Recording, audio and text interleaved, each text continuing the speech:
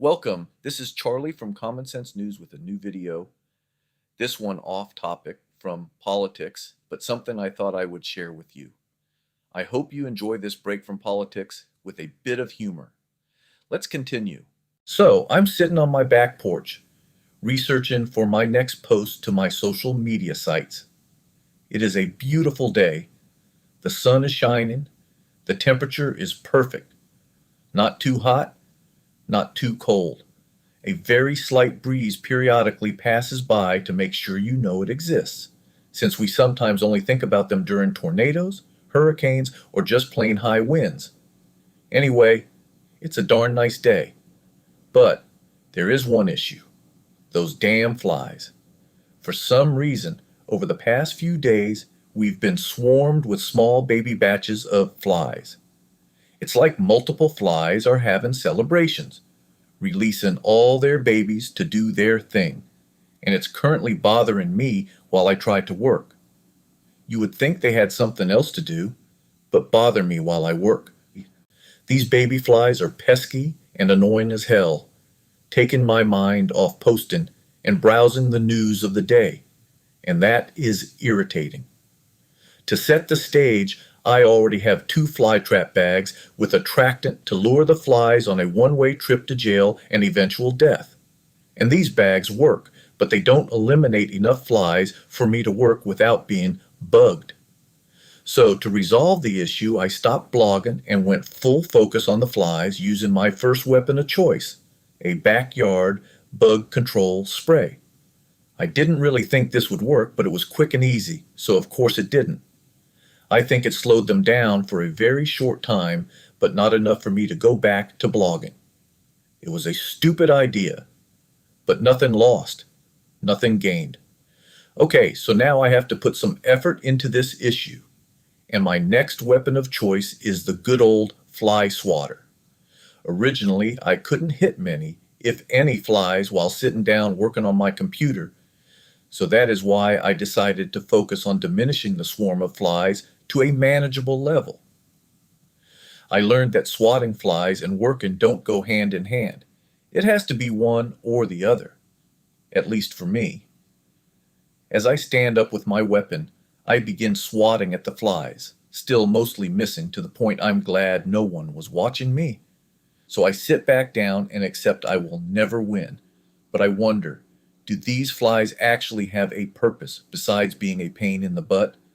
I want to know, so I jump on my research engine to chat with my buddy, ChatGPT. The bottom line is that flies absolutely have a purpose, even if they're annoying to us. Let's see why. 1. They feed on decaying matter, dead animals, waste, and other materials, recycling nutrients back into our ecosystem. 2. Flies are pollinators, just like bees, and visit flowers, helping to fertilize plants. 3. It is a food source, something I didn't really think about, because what or who would want to eat a fly?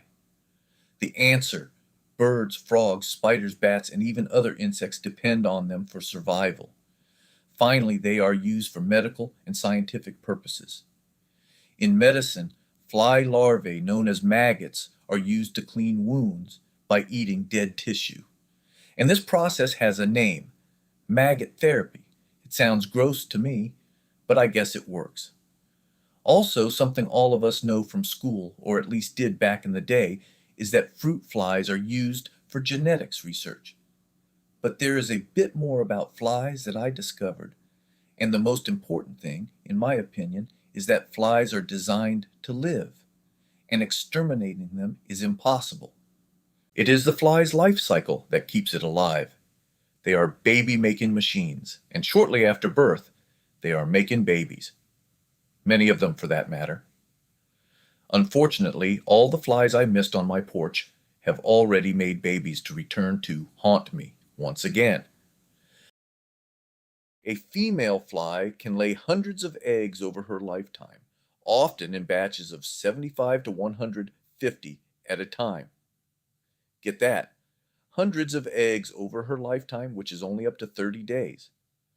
One female will lay 400 to 900 eggs in her lifetime.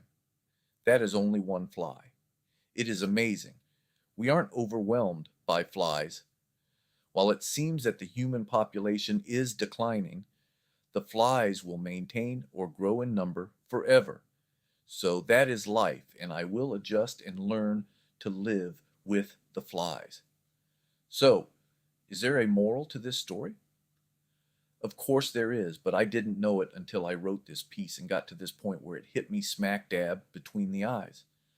The moral is that we need to learn to live with our neighbors, even those whose politics, lifestyles, or opinions seem pesky and irritating and is becoming one of the most important challenges of the day. We need to stop taking disagreements as hostility and the opposition as enemies, and instead see them as fellow citizens. Getting along takes work from both sides. Have a great day. This is Charlie from Common Sense News signing off for now.